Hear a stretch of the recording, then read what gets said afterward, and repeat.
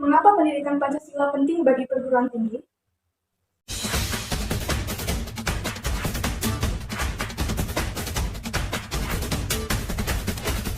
Perkenalkan, nama saya Dini Aprilia dengan NIM 2230 2030335 kelas A Fakultas Ekonomi dan Bisnis. Dalam 5 menit ke depan, saya akan menjelaskan pentingnya pendidikan Pancasila bagi perguruan tinggi.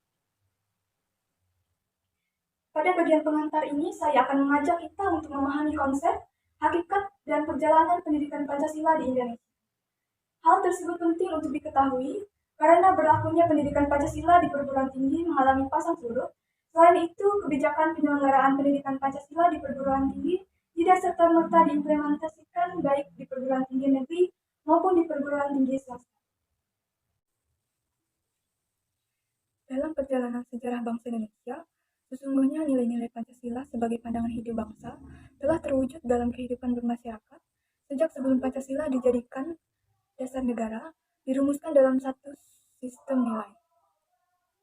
Sejak zaman dahulu, wilayah-wilayah Nusantara ini mempunyai beberapa nilai yang dipegang teguh oleh masyarakatnya, antara lain kepercayaan kepada Tuhan Yang Maha Esa, gotong royong, musyawarah, serta solidaritas atau kesetiakawanan sosial, dan lain sebagainya. Munculnya permasalahan yang mendera Indonesia memperlihatkan telah tergerusnya nilai-nilai Pancasila dalam kehidupan bermasyarakat, berbangsa, dan bernegara. Oleh karena itu, perlu diungkap berbagai permasalahan di negara tercinta ini yang menunjukkan pentingnya mata kuliah pendidikan Pancasila. Kesadaran perpajakan menjadi permasalahan utama bangsa, karena uang dari pajak menjadi tulang punggung pembiayaan pembangunan. Anggaran pendapatan dan belanja negara pada tahun 2016 sebesar 47,6%, penerimaan berasal dari pajak. Masalah yang muncul adalah masih banyak wajib pajak perorangan maupun badan yang masih belum sadar dalam memenuhi kewajiban perpajakan. Laporan yang disampaikan masih belum sesuai dengan harta dan penghasilan yang sebenarnya dimiliki. Bahkan banyak kekayaan yang disembunyikan. Masih banyak warga negara yang belum terdaftar sebagai wajib pajak, tidak membayar pajak tetapi ikut menikmati fasilitas yang disediakan oleh pemerintah. Masalah korupsi sampai sekarang masih sangat banyak terjadi, baik di pusat maupun di pemerintahan daerah. Transparency International atau TI merilis situasi korupsi di 188 negara pada tahun 2015. Indonesia dikenal sebagai paru-paru dunia, namun dewasa ini, citra tersebut perlahan mulai luntur seiring dengan banyaknya kasus pembakaran hutan, perambahan hutan menjadi lahan pertanian, dan yang paling sering dibicarakan yaitu beralihnya hutan Indonesia menjadi perkebunan. Demokratisasi mengalir dengan deras menyusul terjadinya reformasi di Indonesia. Di samping menghasilkan perbaikan-perbaikan dalam tatanan negara Republik Indonesia, reformasi juga menghasilkan dampak negatif, antara lain terkikisnya rasa kesatuan dan persatuan bangsa. Sebagai contoh, acap kali kita mengemukakan bahwa wacana publik ada segelintir elit politik di daerah yang memiliki pemahaman yang sempit tentang otonomi daerah. Dewasa ini, fenomena materialisme, pragmatisme, dan hedonisme makin menggejala dalam kehidupan bermasyarakat. Paham-paham tersebut mengikis moralitas dan akhlak masyarakat, khususnya generasi muda. Fenomena dekadensi moral tersebut terekspresikan dan tersosialisasi lewat tayangan di berbagai media massa. Dilihat dari segi letak geografis, Indonesia merupakan negara yang strategis. Namun, letak strategis tersebut tidak hanya memiliki dampak positif, tetapi juga memiliki dampak negatif. Sebagai contoh, dampak negatif dari letak geografis dilihat dari kacamata bandar narkoba. Indonesia strategis dalam hal pemasaran obat-obatan terlarang. Salah satu tujuan dari gerakan reformasi adalah mereformasi sistem hukum dan sekaligus meningkatkan kualitas penegak hukum. Salah satu masalah besar yang dihadapi Indonesia saat ini adalah terorisme. Asal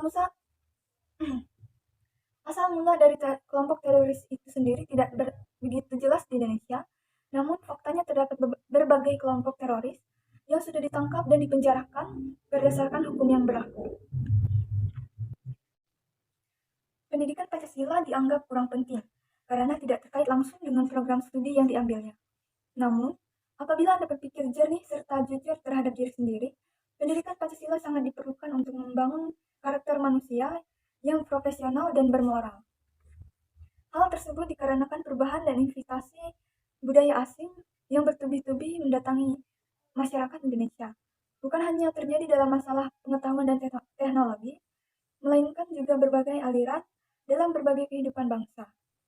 Oleh karena itu, pendidikan Pancasila diselenggarakan agar masyarakat tidak tercabut dari akar budaya yang menjadi identitas suatu bangsa sekaligus menjadi pembeda antara satu bangsa dengan bangsa lain. Pendidikan Pancasila diharapkan dapat memperkokoh moralitas akademik mahasiswa dalam berperan serta membangun pemahaman masyarakat antara lain kesadaran gaya hidup sederhana dan cinta produk dalam negeri, kesadaran pentingnya keberlangsungan hidup generasi mendatang, kesadaran pentingnya semangat persatuan dan kesatuan nasional, kesadaran pentingnya norma-norma dalam pergaulan, kesadaran pentingnya kesehatan mental bangsa, kesadaran tentang pentingnya penegakan hukum, serta menanamkan pentingnya kesadaran terhadap ideologi Pancasila.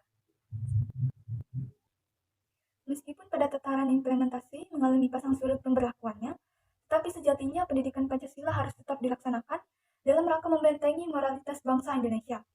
Dengan demikian, tanggung jawab berada di pundak perguruan tinggi untuk mengajarkan nilai-nilai Pancasila sebagai amanat pembukuan Undang-Undang Dasar 1945 yang menekankan pentingnya mencerdaskan kehidupan bangsa. Pendidikan Pancasila dapat dikembangkan melalui beberapa pendekatan, antara lain pendekatan historis, sosiologis, dan politik. Presiden Soekarno pernah mengatakan, "Jangan sekali-kali meninggalkan sejarah." Pernyataan tersebut dapat dimaknai bahwa sejarah mempunyai fungsi penting dalam membangun kehidupan bangsa dengan lebih bijaksana di masa depan. Sosiologi dipahami sebagai ilmu tentang kehidupan antar manusia. Di dalamnya mengkaji antara lain latar belakang, susunan dan pola kehidupan sosial dari berbagai golongan dan kelompok masyarakat.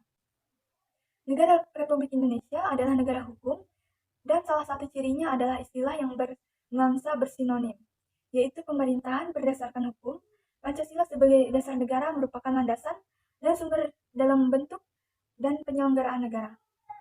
Salah satu sumber pengayaan materi pendidikan Pancasila adalah berasal dari fenomena kehidupan politik bangsa Indonesia. Tujuannya agar Anda mampu mendiagnosa dan memformulasikan saran-saran tentang upaya atau usaha mewujudkan kehidupan politik yang ideal sesuai dengan nilai-nilai Pancasila.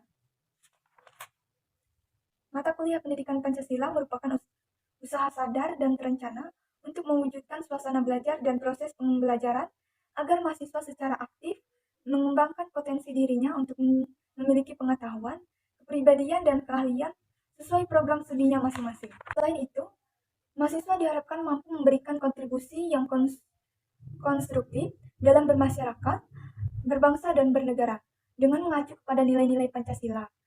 Jadi, mata kuliah Pancasila merupakan proses pembelajaran dengan menggunakan pendekatan student-centered learning untuk mengembangkan knowledge, attitude, and skill mahasiswa sebagai calon pemimpin bangsa dalam membangun jiwa profesionalitas sesuai dengan program studinya masing-masing. Nilai-nilai Pancasila sebagai kaidah penuntun sehingga menjadi warga negara yang baik. Nah, itu tadi pentingnya pendidikan Pancasila bagi perguruan tinggi yang telah kita bahas pada hari ini.